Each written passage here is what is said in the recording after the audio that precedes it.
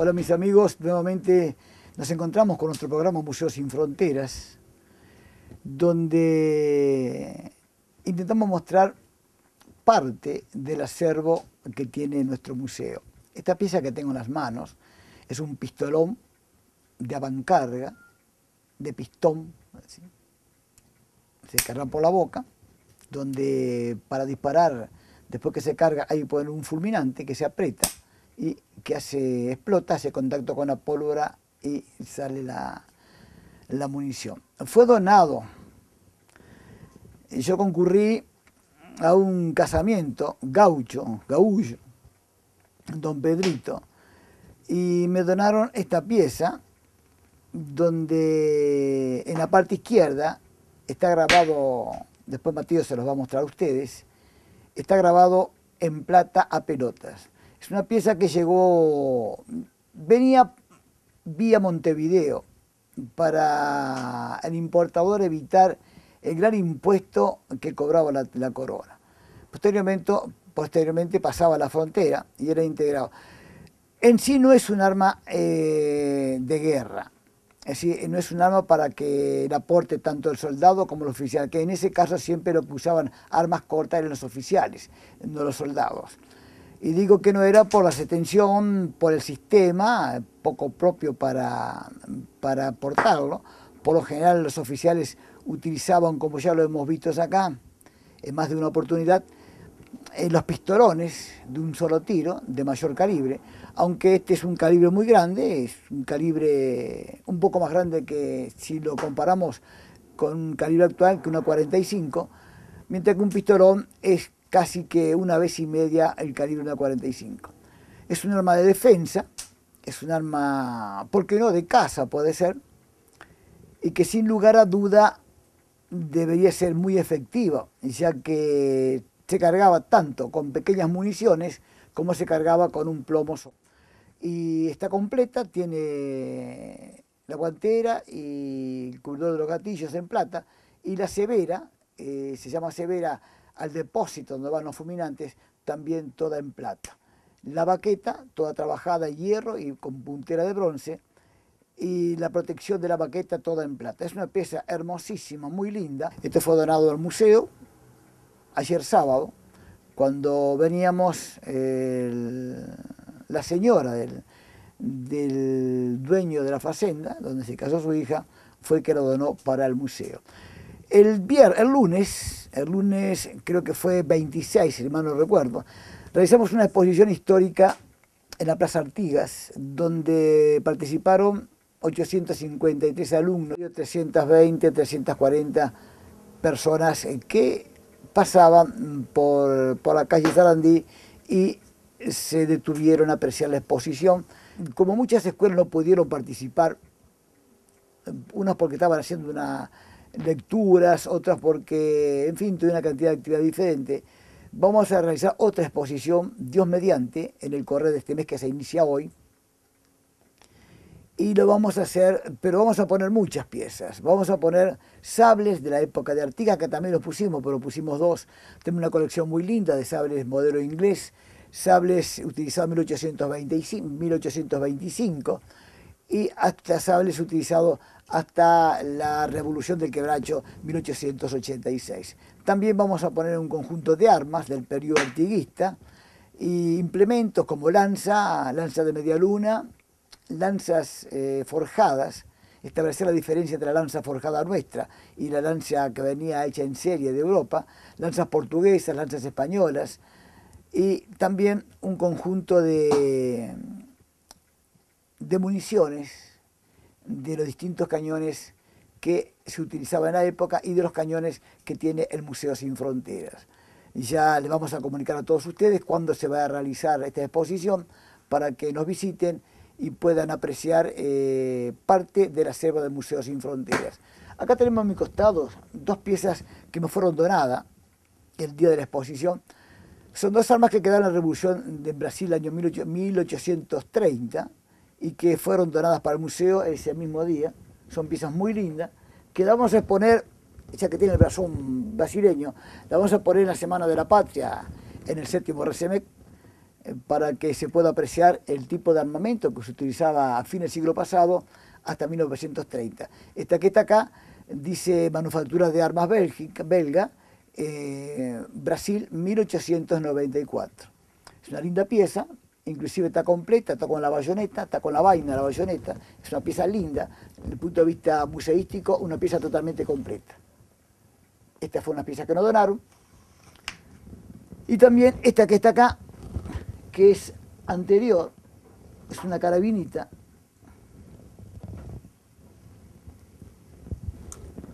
También tiene el blasón brasileño y sin lugar a duda tiene que haber sido utilizado en dos periodos.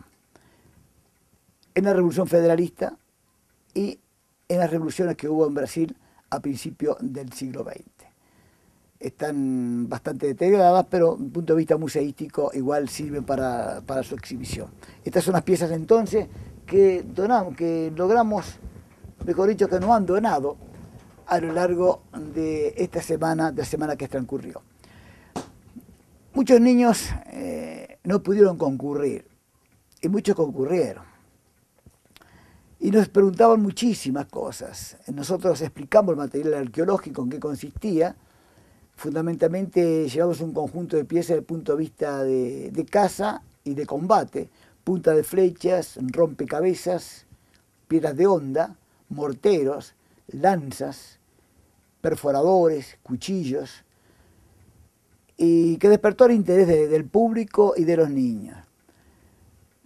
Un dato interesante, o que más bien una de las preguntas que más se realizó es cuándo los charrúas se incorporaron a Artigas. Tenemos documentos de la época donde nos dice que en el año 1812 ya 28 charrúas se habían incorporado a las fuerzas artiguistas. Y respondiendo a esa pregunta, ¿cuándo fue la incorporación de los charrúas al ejército patrio? ¿Cuándo fue la incorporación de los charrúas a Artigas? Donde primeramente los encontramos citados los charrúas como auxiliares del ejército de Artigas, es en la noticia del ejército oriental, dada a su gobierno el 9 de marzo del año 1812. Esta noticia la da el comisionado paraguayo Francisco Bartolomé Laguardia, con motivo de la visita que por entonces hizo al campamento de Artigas, que en ese momento, mis amigos, estaba situado en el Salto Chico. ¿Qué es lo que nos dice este paraguayo entonces? Nos cuenta lo siguiente: el ejército se compone de 4.000 a 5.000 hombres armados con fusiles, carabinas y lanzas, reuniendo 2 divisiones y varias partidas que se hallan ocupando varios puntos, inclusive la división de Pardos, que ya se le ha agregado y consta de 300 plazas y 200 que están en marcha para este mismo destino. Es la cuenta que he podido computar, sigue comunicándonos este paraguayo, confrontando los informes circunstanciados con la especulativa.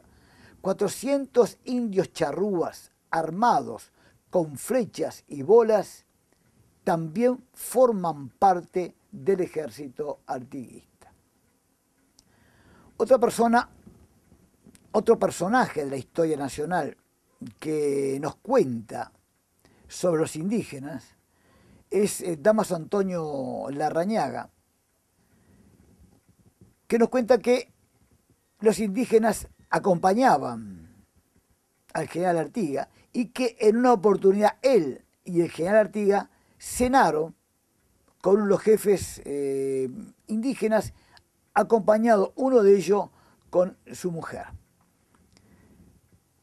Don Francisco Bauzá nos cuenta la existencia, la introducción, mejor dicho, de indios guaycurúes y avipones, efectuada en el territorio oriental por Artigas, antes de la segunda invasión portuguesa. A estos indígenas, ¿qué se hicieron con ellos? Se les distribuyeron chacras, instrumentos de labranza y semillas. Lo que nos permite pensar que el caudillo uruguayo Artigas no hizo venir a estos indígenas para que colaboraran con él en la lucha por la libertad y la independencia de nuestro suelo, sino que los hizo venir con motivo de que reemplazasen en los trabajos de agricultura aquellos paisanos que por entonces estaban aplicados, mis amigos, a la defensa del territorio nacional.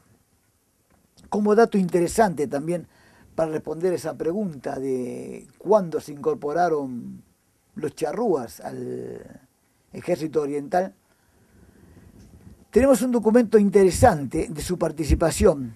Este documento está registrado en la revista trimestral de Historia y Geografía de Río de Janeiro, correspondiente al julio de 1844. Y esta noticia está dada por don José Joaquín Machado de Oliveira, que en una conferencia leída en Río de Janeiro, y en lo referente a los indios del territorio oriental, nos dice que en el ejército de General Artigas, con el cual en 1816 agredió la nueva frontera de la provincia de San Pedro, había auxiliares algunos grupos de guaycurúes y charrúas, que eran siempre los más esforzados y valientes en el combate. En aquellos que sucumbían, nos cuenta este señor, se encontraban pendientes del pescuezo a manera de relicario, escritos firmados por el capellán del ejército, aseverando que los que muriesen peleando contra los tiranos y llevasen aquel escapulario, pasarían luego a la gloria eterna, donde, en compañía de sus parientes y amigos, gozarían de todos los placeres que ambicionasen. Esta es otra parte interesante que nos revela la presencia de indígenas, charrúas y avipones en las filas del ejército artiguista. La tradición asegura, mis amigos, que si bien Artigas en su lucha, podríamos decir, desigual lucha que sostuvo con Portugal, se sirvió más de una vez de los indios del territorio oriental, la división que esto componía, los cuerpos que esto componía, no formaban con el grueso del ejército regular, sino que separada algún tanto del cuerpo regular, separada algún tanto de él, no tomaban parte en los combates sin previa orden expresa del general, con cuya opinión, y esto es cierto, concuerda el general Díaz, a quien, mis amigos, debe la historia no pocas noticias, y todas podríamos ser sumamente interesantes relativas a la raza primitiva del país. Los cuerpos charrúas no estaban unidos a las divisiones gauchas, sino que estaban separados 5, 10, 15, 12 o 14 kilómetros, pero siempre a la orden del general Artigas.